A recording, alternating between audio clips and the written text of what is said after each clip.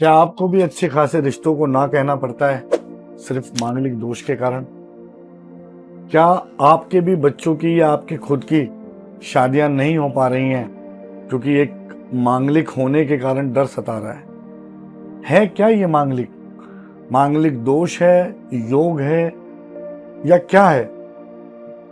कैसे ये कुंडली में बनता है, कहां से आता है?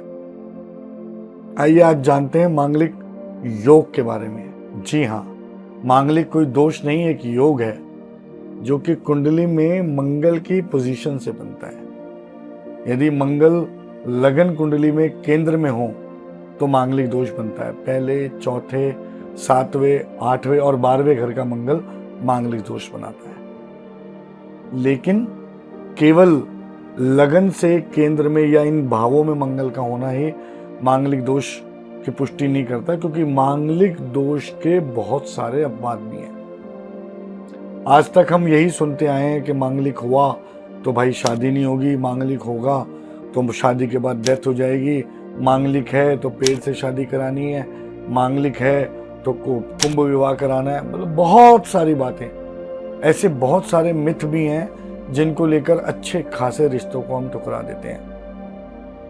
कुछ लोग जो आपस में प्यार करते हैं या लव मैरिज करना चाहते हैं और उनके पेरेंट्स सब कुछ ठीक होने के बावजूद केवल मांगलिक या नॉन मांगलिक के इशू की वजह से रिश्ता तोड़ देते हैं। तो दोस्तों, मांगलिक होना कोई अपराध नहीं है, मांगलिक होना कोई पाप नहीं है, मांगलिक कोई दोष नहीं है। ये एक योग है जिसके बहुत सारे एक्सेप्शन भी हैं, और यदि वो एक्सेप्शन हैं तो आपको किसी भी एक मांगलिक किसी भी नॉन मांगलिक से शादी कर सकता है।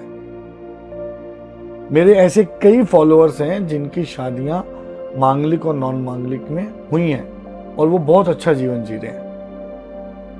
एक छोटा सा इंसिडेंट है जो मेरे एक फॉलोअर्स के साथ था। एक फैमिली है और एक फैमिली थी जिसमें एक लड़का लड़की खुद से शादी करना चाहते थे। उनके बीच में फाइनेंशियल गैप बहुत बड़ा था, बट दोनों फैमिलीज को जो मेजर इशू था वो मांगलिक का था। लड़का जो था वो भी एक अपर मिडिल क्लास फैमिली से था, बट जो लड़की थी वो बहुत हाई क्लास सोसाइटी से थी।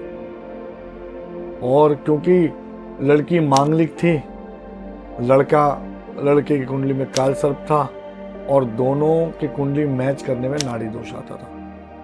तो जो भी उस कुंडली को देखता था वो स्ट्रेट अवे नो कर देता था कि ये रिश्ता नहीं होना चाहिए। अगर ये रिश्ता हुआ तो तुरंत शादी के बाद या तो शादी टूट जाएगी या दोनों में से किसी एक पार्टनर की मृत्यु हो जाएगी। अब वो लोग आपस में एक दूसरे से इतना प्यार करते थे कि वो किसी भी हाल में एक दूसरे को छोड़ने को तैयार नहीं थे।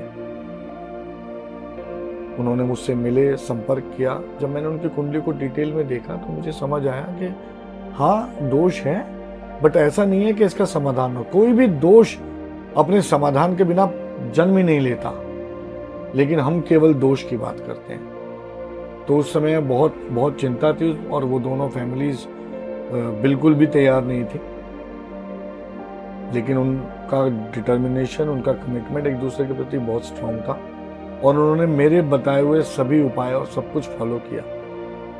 और लड़का नॉन मांगलिक, लड़की मांगलिक, लड़का काल सर्पयोग और दोनों में नाड़ी दोष होने के बावजूद भी ईश्वर की कृपा हुई। जो फैमिलियां एक दूसरे के अगेंस्ट थी वो शादी के लिए राजी हुई और उसके बाद शादी हुई।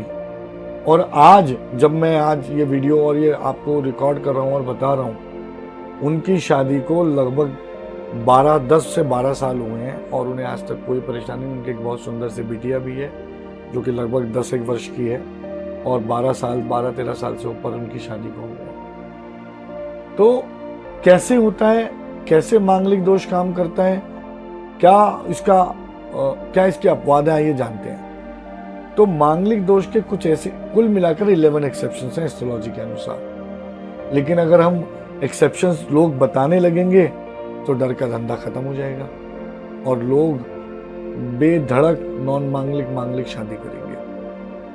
जी हाँ, अगर आपकी कुंडली में शनि केंद्र में मौजूद है तो ये एक ऐसा एक्सेप्शन है जो जनरली कुंडली में मिल जाता है।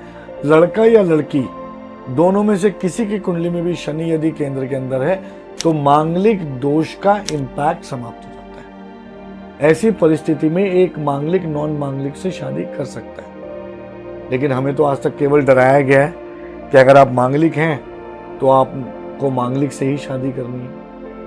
आज मैं आपको एक ऐसा अपवाद बताता हूं जिसके लिए आपको कुंडली देखने की भी जरूरत नहीं है। जी हाँ, एक ऐसा एक्सेप्शन भी है जिसके चलते कोई भी मांगलिक किसी भी नॉन मांगलिक से शादी कर सकता है। यदि आपकी आयु 27 वर्ष की हो चुकी है, यदि आप 27 वर्ष की आयु पूरी कर चुके हैं तो आपके मांगलिक दोष का इम्पैक्ट समाप्त हो गया। कोई भी कुंडली में देखने की इसके लिए आवश्यकता नहीं है। लड़का लड़की यदि 27 वर्ष की आयु पार कर चुके हैं तो वो चाहे मांगलिक हो या नॉन मांगलिक हो, वो एक दूसरे से शादी कर सकते हैं। तो मांगलिक दोष के ऐसे और भी कई सारे एक्सेप्शंस हैं जिनसे मांगलिक दोष का इम्पैक्ट समाप्त हो जाता है, मांगलिक योग का इम्पैक्ट समाप्त हो जाता है। मैं हमेशा ये कहता हूं कुंडली से किसी भी योग को हटाया नहीं जा सकता। क्यों नहीं हटाया जा सकता? क्योंकि जब हमने जन्म लिया तो वो योग हमारे साथ जन्म लेके आया है, लेकिन हम उसके प्रभाव को, उसके नेगेटिव इम्पैक्ट को पॉजिटिव में कन्वर्ट कर सकते हैं और उसके नेगेटिव इम्पैक्ट को मिनिमाइज कर सकते हैं। तो आप किसी भी अच्छे रिश्ते को ठुकराने से पहले अपनी कुंडली को हम तक पहुंचाएं। हम आपको बताएंगे कि आपकी कुंडली में मांगलिक दोष है या नहीं है, और यदि है तो क्या कोई ऑलरेडी एक्सेप्शन है जिसके चलते आप आसानी से एक नॉन मांगलिक से शादी कर सकते हैं। मैं समझता हूं आज मांगलिक दोष को लेके आपकी जो भी मिथ था या भ्रम था वो दूर हो गया होगा। इसके बाद भी यदि आपके मन में इससे रिलेटेड कोई भी सवाल या कोई भी प्रश्न है तो आप हम तक पहुंचाइए। यदि कोई पूरी तरह मांगलिक भी है, उसके बावजूद भी वो किसी नॉन मांगलिक से शादी करना चाहता है, तो कई बड़े साधारण से उपाय हैं जिनको करने के बाद आप आसानी से किसी भी नॉन मांगलिक से शादी कर सकते हैं। इसमें कोई परेशानी नहीं और इसका कोई भी नेगेटिव इम्पैक्ट नहीं आता। तो आप हमारे दिए हुए नंबर पर हमसे कनेक्ट करें और अपनी कुंडली को हम तक पहुंचाएं। हम आपको बताएंगे कि आपकी कुंडली मांगलिक है या नहीं है, अगर कोई एक्सेप्शन है, और अगर एक्सेप्शन नहीं है तो किस छोटे से समाधान के करने से आप खुद इस मांगलिक दोष के इम्पैक्ट को समाप्त कर सकते हैं। हमसे जुड़े रहने के लिए इस चैनल को लाइक कीजिए, सब्सक्राइब कीजिए और वीडियो को शेयर कीजिए और कमेंट के माध्यम से अपनी बात हम तक पहुंचाइए।